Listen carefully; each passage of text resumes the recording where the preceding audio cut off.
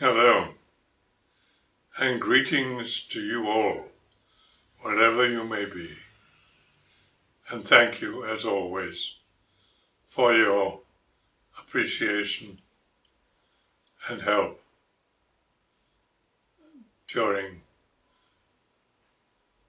my life as an actor. Many of you will be wondering why I'm wearing this hat. There is a very good reason.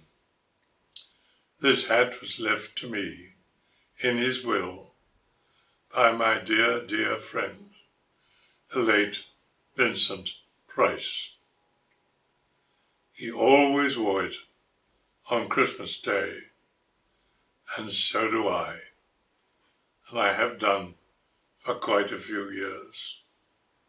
Maybe I've even done it on this program. There's one thing I'd like to mention. As you all know, the Wicker Man, which is described as the final cut,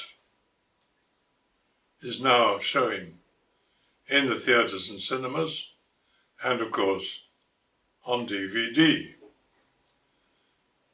This, in my opinion, and not just my opinion, but most people, and particularly critics, and above all, the audience, is one of the greatest British films ever made. It ranks within the top 10 of all time, and deservedly so. But there's one thing I'd like to mention, because it seldom is mentioned. This could not have been done, this film could not have been made if it had not been for one man who has never, in my opinion, received the approbation, the credit for the production of the film. The man who said, "Make the film," happened to be the head of British Lion at the time. So he was in a position to say yes or no, and he said yes. He also was a producer who don't seem to hear or read very much about him, but as far as I'm concerned, he is the man behind the film, and that is Peter Snell, who should really receive the credit for the film being made at all. As you all know, as the whole world knows, the first film of the new trilogy, The Hobbit, is out and has been out for quite some time with enormous success, as you would imagine. I'm in it with Galadriel, Elrond, and Gandalf. And the important thing to remember in this particular scene is that this is Saruman the good, the noble, the white, and the head of the clan of the wizards. The Istari is very important.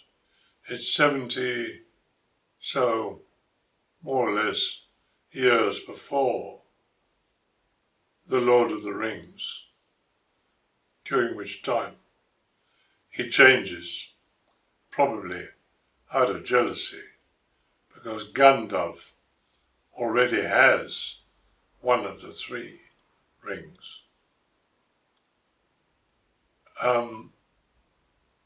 So it's extremely important for the audience to realize, and for me to get it over in what I did, that this is Saruman, the good and the wise. And everything he says and everything he does is for the right reasons. Now that is in the film The Hobbit. The second film, which is called The Desolation of Smaug, the dragon, is going to be shown. I'm not exactly sure of the dates, sometime around 12th, 13th December, and there's a big premiere in Los Angeles and a big premiere in Berlin. I will not be going to either of the premieres for a very good reason. I'm not in the film at all. Not at all. I'm going to, please God, see it privately with Peter Jackson on the 11th. I'm sure it'll be brilliant. But it's nothing to do with me. The third and final film, which takes its title from the book that Bilbo originally wrote, is called There and Back Again. And in that film, which will come out December next year, and I hope I'm around to see that, there's a lot of me in it, a lot. Tremendous amount of fighting, swordplay, understanding, sympathy, kindness towards Galadriel, towards Gandalf. I'm not saying any more, because that would give the story away. But it's the third film in which I have the most to do. And I've done it. I just hope I'll see it. I know you will. You'll see this one comes out in December. As I said, you won't see me. And I would think almost all of you will see the third one in December 14. So I don't have to wish that it will be a success. I know these three films together, like The Lord of the Rings, The Fellowship of the Rings, of the Ring, the trilogy, which is now some years old, was a colossal hit all over the world, some billions of dollars. I'm quite certain that this trilogy, which is 70, 80 years earlier, and changes a lot of the characters, mine particularly, will be just as successful and a huge hit all over the world. Because, as I said many years ago, when I'd started to work in the first film, we were visited by the Warner Brothers executives, or maybe it was their plane. It was the New Line executives, and it was Bob Shea, the boss of New Line, who gave it the go-ahead. All credit to him. And I was having lunch, had a break. He came in, he sat down opposite me. He said, "I'm Bob Shea. I'm the head of New Line. We're making this film." Well, all of them. Now, you've made a lot of movies. You've worked with some great directors, some fine actors and actresses. I would like your honest opinion. I don't want you to say the right thing because it will please me, Bob Shea. I want you to tell me what you think from what you have seen and from what you have done.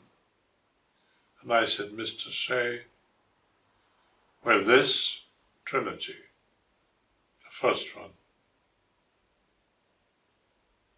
you are creating cinema history." And they have. And I firmly believe, of course I know the story of this trilogy, The Hobbit, The Desolation of Smaug, there and back again, because I have the scripts. So I know what happens. And if he asked me, or anybody else asked me, the same question, I would say the same thing. I would answer, and I would say, you are continuing to create cinema history.